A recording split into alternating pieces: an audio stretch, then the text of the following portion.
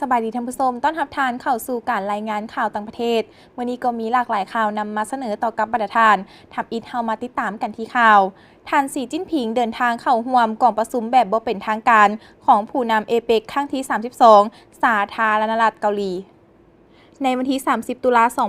2025 นี้ตามเวลาท้องถิ่นประธานประเทศจีนทานสีจิ้นผิงได้เดินทางถึงเกาหลีใต้ด้วยยนต์พิเศษเพื่อเข้าร่วมกล่องประชุมแบบบ่เป็นทางการของผู้นำเอเปกครั้งที่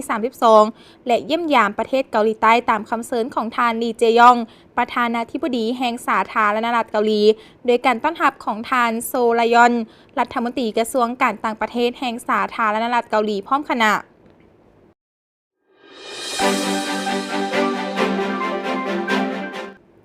กำปั้นทหารเรือเวียดนามและนิวซีแลนด์ดำเนินการฝึกแอบห่วมอยู่เขตทะเลทิศตะวันออกเฉียงใต้ของนครโฮจิมินห์กำปั้น379ขึ้นกับกองพลน้อย167ทหารเรือเขต2ได้เข้าร่วมการฝึกแอบห่วมกับกำปั้นพาราธิการอาเตโรของทหารเรือแห่งราชอาณาจักรนิวซีแลนด์ซึ่งมีลูกเรือฝึกซ้อม109คน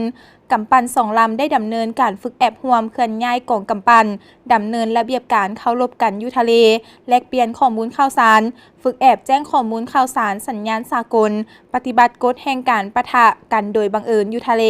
บรรดาเนื้อในได้ประสานสมทบพันขยายอย่างแน่นแฟ้นครบสุดและปฏิบัติถึกตามแผนการก่อนหน้านั้นในระหว่างวันที่23หาวันที่27ตุลากำปั้นได้เข้าเทียบท่ากำปั้นยาฮงเพื่อเยี่ยมยามนครโฮจิมินห์ในระยะเยี่ยมยามนครลูกเรือกำปั้นได้มีการเคลื่อนไหวพบปะแลกเปลี่ยนและปรึกษาหารือเกี่ยวกับแผนการวิธีการฝึกแอบห่วมระหว่าง2ฝ่ายพร้อมทางเยี่ยมชมและแลกเปลี่ยนเวียกงานวีซ่าเฉพาะเวียกงานพาราธิการอยู่กำปั้น